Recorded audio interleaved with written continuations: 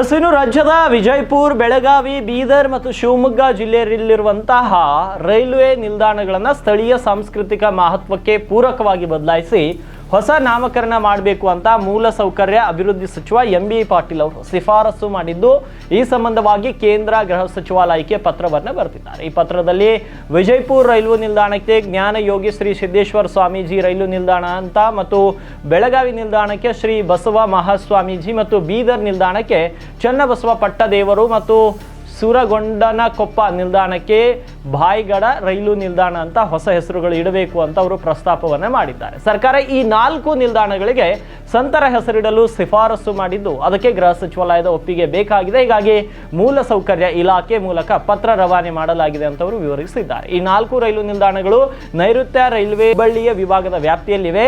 ಕರ್ನಾಟಕದ ಈ ಭಾಗಗಳಿಗೆ ತಾವು ಸೂಚಿಸಿರುವ ಸಂತರ ಕೊಡುಗೆ ಮೌಲಿಕವಾಗಿವೆ. ಈ ಶಿಫಾರಸನ್ನು ಅಂಗೀಕರಿಸಿ ಮರುನಾಮಕರಣದ ಸಂಗತಿಯನ್ನು ಆದಷ್ಟು ಬೇಗ ರಾಜ್ಯ ಪತ್ರದಲ್ಲಿ ಪ್ರಕಟಿಸಬೇಕು ಅಂತ ಮೂಲಸೌಕರ್ಯ ಅಭಿವೃದ್ಧಿಯ ಸಚಿವ ಎಂಬಿ ಪಾಟೀಲ್ ಅವರು ಕೋರಿದ್ದಾರೆ. ಒಳ್ಳೆಯ ನಿರ್ಧಾರ. ಯಾಕಂದ್ರೆ ಆಯಾ ಭಾಗಗಳಲ್ಲಿ ಆಯಾ ಸ್ಥಳೀಯರ ಹೆಸರುಗಳನ್ನ, ಸ್ಥಳೀಯ ಮಹಾತ್ಮರ ಹೆಸರುಗಳು ಇಟ್ಟಿದ್ರೆ ಅದು ಬಹಳಷ್ಟು ಒಳಿತು. ಯಾಕಂದ್ರೆ ಇವತ್ತು ಬೀದರ್ಗೆ ಚನ್ನಬಸವ ಪಟ್ಟದೇವರು ಕೊಟ್ಟಂತ ಕೊಡುಗೆ ಅಷ್ಟಿಷ್ಟಲ್ಲ. ಅವರ ಹೆಸರು ಕೇವಲ ರೈಲ್ವೆ ನಿಲ್ದಾಣಕ್ಕೆ ಸೀಮಿತ ಮಾಡದೆ ವಿಮಾನ ನಿಲ್ದಾಣಕ್ಕೂ ಕೂಡ ಅವ್ರ ಹೆಸರಿಡಬೇಕು. ಯಾಕಂದ್ರೆ ಈ ಒಂದು ಗಡಿ ಭಾಗ ಬೀದರ್ನಲ್ಲಿ ಮರಾಠಿ ಭಾಷಿಕರ ಹಾವಳಿ ಮತ್ತು ಉರ್ದು ನಿಜಾಮನ ಹಾವಳಿಯಲ್ಲಿ ಕನ್ನಡ ಭಾಷೆಯನ್ನ ಬಳಸಿ ಬೆಳೆಸಿ ಮತ್ತು ನಮ್ಮೆಲ್ಲರಿಗೂ ಕಲಿಸಿದಂಥ ಕೀರ್ತಿ ಚನ್ನಬಸವ ಪಟ್ಟದೇವರಿಗೆ ಸಲ್ಲುತ್ತೆ. ಹಾಗಾಗಿ ಅವರ ಹೆಸರು ಈ ಭಾಗಕ್ಕೆ ಇಟ್ಟರೆ ಅದು ಒಳ್ಳೆಯ ನಿರ್ಧಾರ.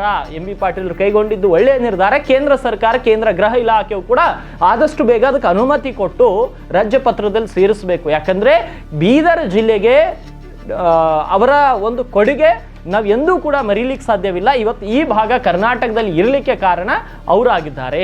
ಇವತ್ತು ನಾವೆಲ್ಲ ಇಷ್ಟೊಂದು ಶುದ್ಧವಾಗಿ ಕನ್ನಡ ಮಾತಾಡ್ತಿದ್ದೀವಿ ಅಂದರೆ ಇದೆಲ್ಲವೂ ಕೊಡುಗೆ ಕೂಡ ಅವ್ರಿಗೆ ಸಲ್ಲುತ್ತೆ. ಅದಕ್ಕಾಗಿ ಈ ಒಂದು ಬೀದರ್ ಜಿಲ್ಲೆಯ ರೈಲ್ವೆ ನಿಲ್ದಾಣಕ್ಕೆ ಅವರ ಹೆಸರನ್ನ ಇಡ್ಲಿಕ್ಕೆ ಪ್ರಸ್ತಾಪ ಸಲ್ಲಿಸಿದ್ದು ಸ್ವಾಗತ ಅರ್ಹ.